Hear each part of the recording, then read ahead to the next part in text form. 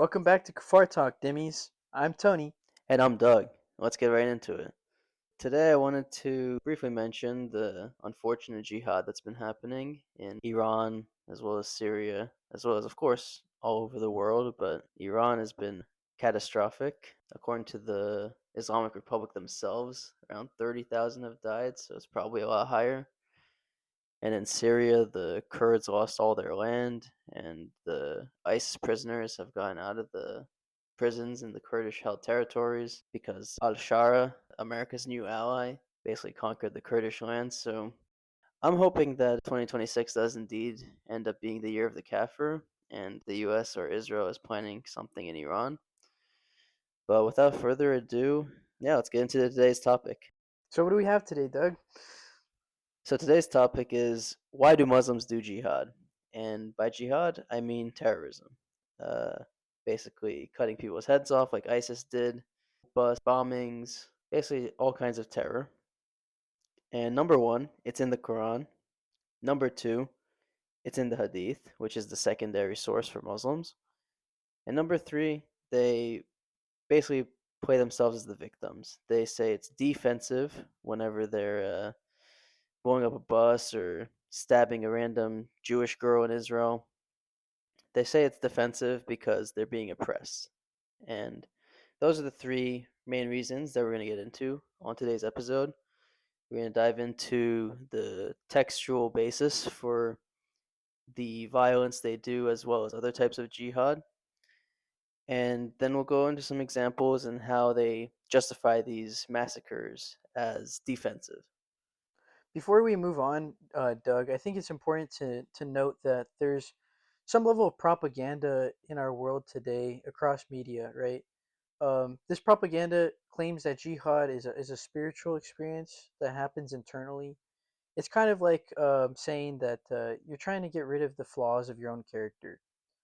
Well, when we look at jihad through the lens of history and the text that we're going to get into today, we actually don't see this as true almost at all. They do have this point, Doug, which I would like you to interject, that jihad is more than just violence, right? It's kind of a bit of a soccer team effort. Could you get into this, Doug? Maybe provide some brief examples.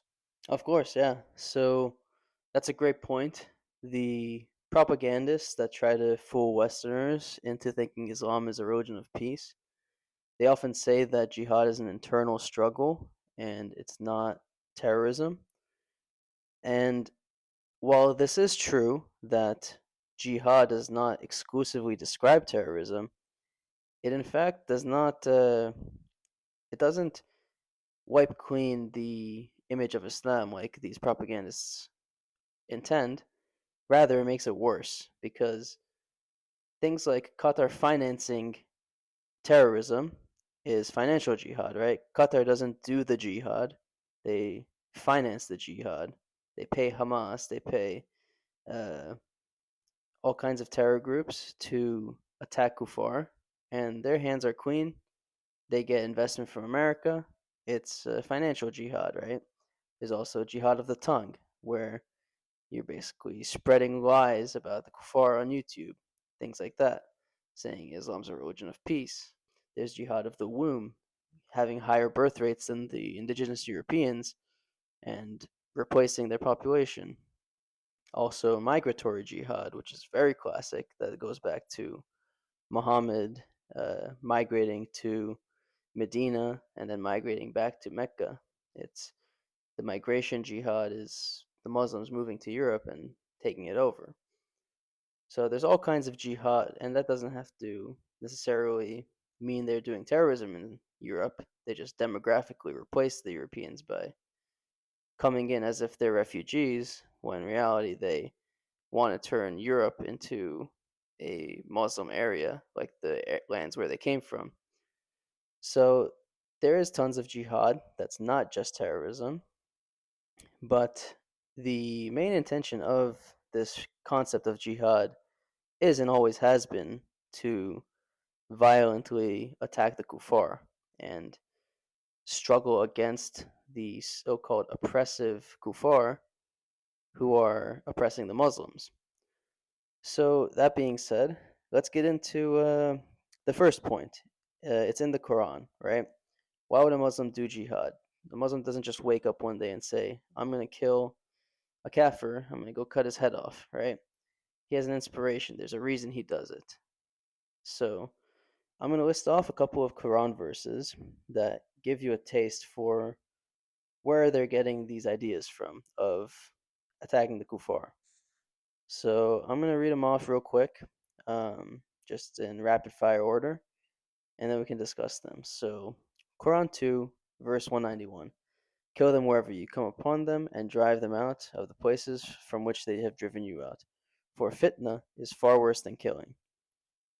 Quran 2, 193. Fight them until there is no fitna, and religion is for Allah alone. Quran 3, 151. We will cast horror into the hearts of the disbelievers for associating false gods with Allah and a practice He has never authorized. The fire will be their home. What an evil place for wrongdoers to stay.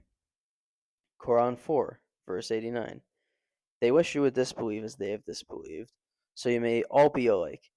Do not take them as allies unless they emigrate in the cause of Allah. But if they turn away, then seize them and kill them wherever you find them, and do not take any of them as allies or helpers. Quran 5, verse 33. Indeed, the penalty for those who wage war against Allah and His Messenger and spread mischief in the land, aka fitna, is death, crucifixion, cutting off their hands and feet on opposite sides, or exile from the land. Quran 8, verse 12. When the Lord revealed to the angels, I am with you, so make the believers stand firm.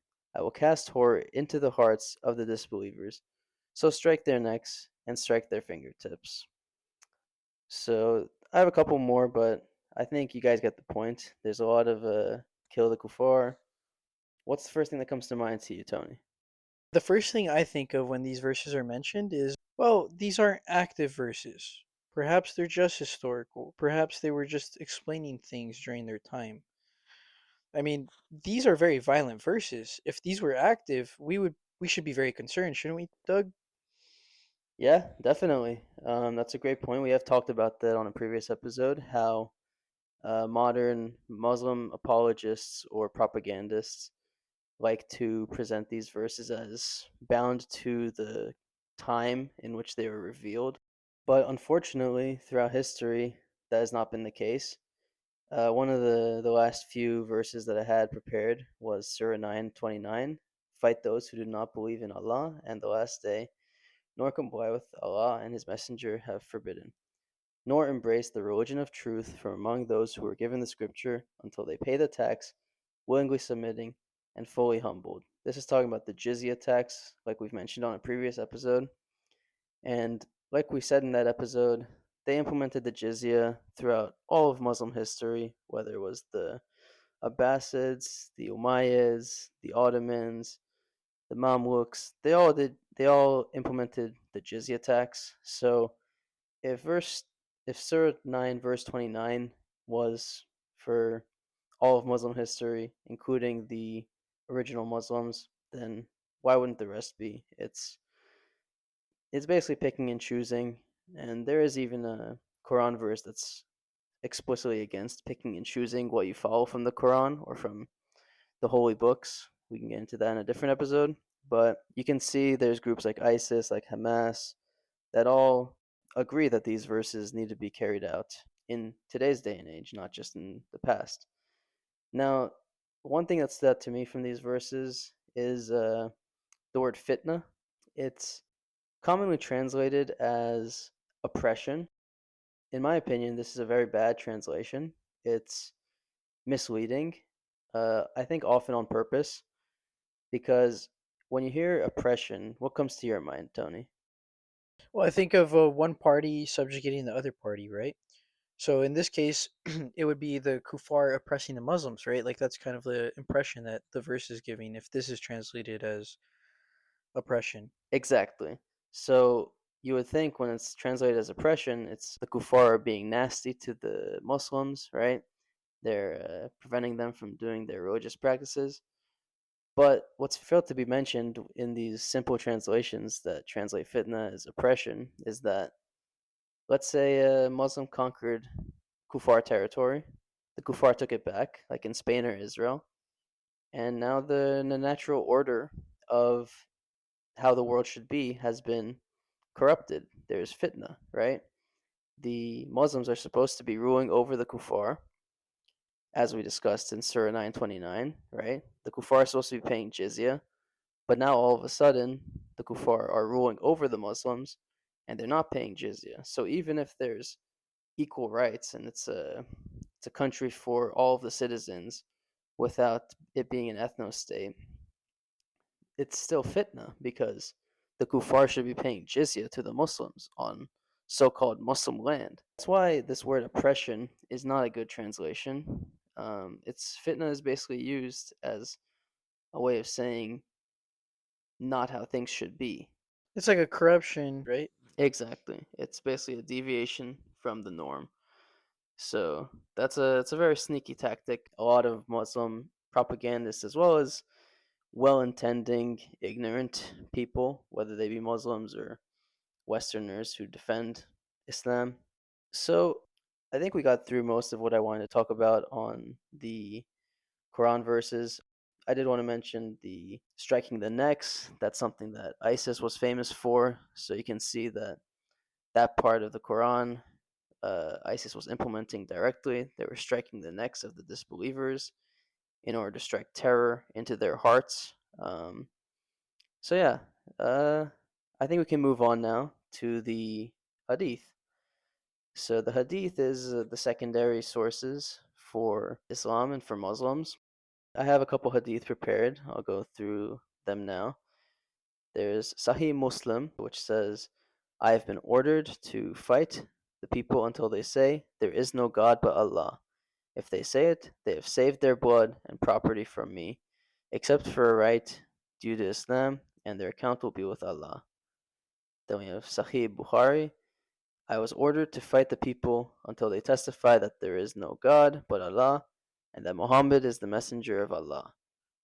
Now we have another one from Sahih al Bukhari. It says, whoever changes his religion, kill him. So you can see the first two that I read were about fighting people until all religion is for God, is for Allah, right? And that is a big sentiment of why Muslims expand outside of Arabia offensively, right? They try to conquer other people and make it so that religion is only for their God, for the Muslim God. And then the third hadith that I read was basically just kill apostates if they leave Islam. And yeah, that's also very common in Islamic countries, or less so now because they would receive sanctions from the UN, and most Muslim countries are run by secular dictators. But historically, it's been a very common practice to kill apostates. You have anything to add, Tony? Well, I mean, it. Yeah, I do have something to add. Recently, there was a story of a father that went to Europe. I forget what country it was. It was a Scandinavian country, and his daughter was seen on TikTok. You know, wearing makeup, dancing, doing some TikTok things, right? And he visits the country with his sons. They drowned her in a lake. Then the father comes back to Syria and is protected by Syrian law.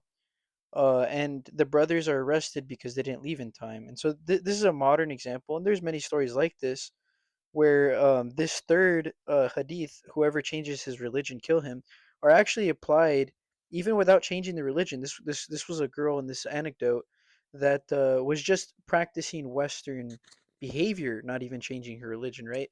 And so it's very strong in the Arabic culture that is rooted in Islam, right? So yeah, apostates are on the same level, if not, even more sensitive to the violence of jihad. Yeah, That's all I had to add. that's a great example. I haven't heard of that one, but it happens all the time. I think basically ever since the fall of the Islamic Caliphate of the Turks, the Ottoman Empire, the jihad hasn't really had a leader, right? There hasn't been a caliph or a leader of the Muslim ummah or the Muslim nation to command the jihad or to lead it.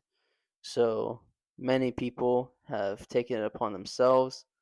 And unfortunately, you're right. It's a very common practice for families to do jihad to their own family members if they view them as apostates, or if they're doing kufr, if they're doing Western behaviors, like you just said.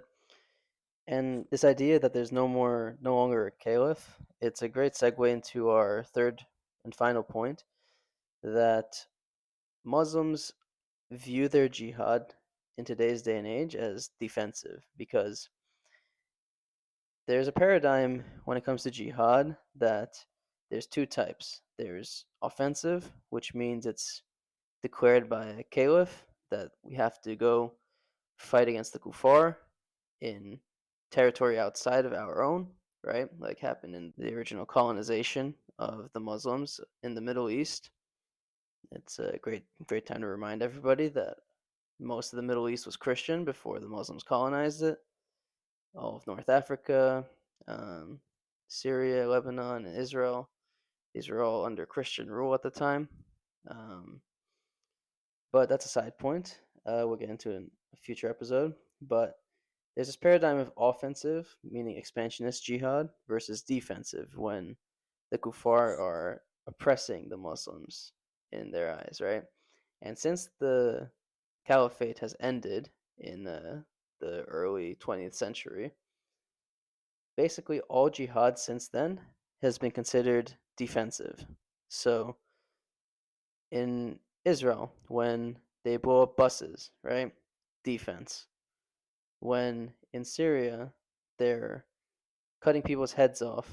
Defense. When they're massacring the Druze or the Alawites or the Christians in Syria, it's defensive because in their eyes, they're being oppressed by the kuffar. Because when the Alawites are ruling Syria, they don't consider them Muslims, right? When the Jews are ruling Israel, they're being oppressed, right? That's all in the news now, how the evil Jews are oppressing the innocent Muslims. So anytime they do something against civilians, it's a struggle between the oppressed Ummah, the oppressed Muslim nation, versus the oppressive Kuffar. And in Bondi Beach in Australia this past Hanukkah, it was defensive, right? Because the Jews are attacking Muslims in Gaza. Right. Worldwide, the Muslims have the right to defend themselves against the Jewish nation. Yeah, and other Kufar groups too. I mean, they'd be fitna otherwise, right? Like that's what we just read today.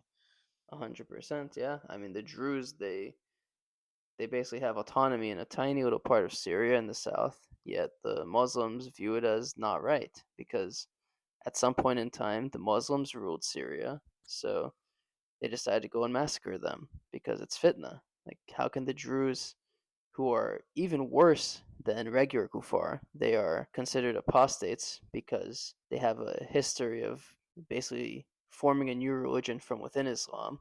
So they go and massacre the Druze because this is fitna. Like we read in the Hadith, right? They're supposed to be killed. There's plenty of other examples. You know, the one we mentioned earlier this episode, the Iranians being slaughtered in the streets, that's obviously defensive against the Zionist Western imperialist plot. They always frame themselves as the victim, especially now because there's no caliphate, so they have more of a plausible case that they're.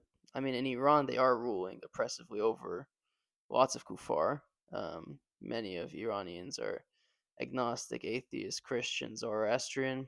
So in Iran, it's kind of more preposterous to say it's defensive, but in the rest of the Islamic world, it's very often played as defensive because they're basically trying to bamboozle the West. They say, we're oppressed, we were victims of colonization, so now we deserve to attack the kuffar, take over Europe as payback for the French and British colonization.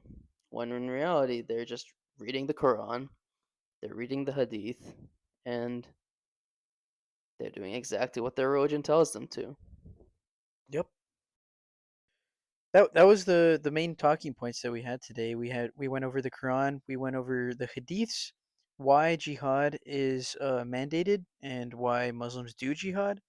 And then we also talked about the different types of jihad and the propaganda behind jihad. So I think we got a great episode done, Doug. Is there any closing thoughts you want to say before we end our episode today? Yeah, I mean, there's no shortage of jihad happening in this world. There's obviously the Christians in Nigeria that I forgot to mention when talking about the how they present themselves as the victims, right? And the most relevant jihad today is it's I guess you could say it's offensive. It's offensive by the Islamic Republic that's occupying Iran right now. It's worth mentioning that it's not an Islamist republic; it's an Islamic republic that's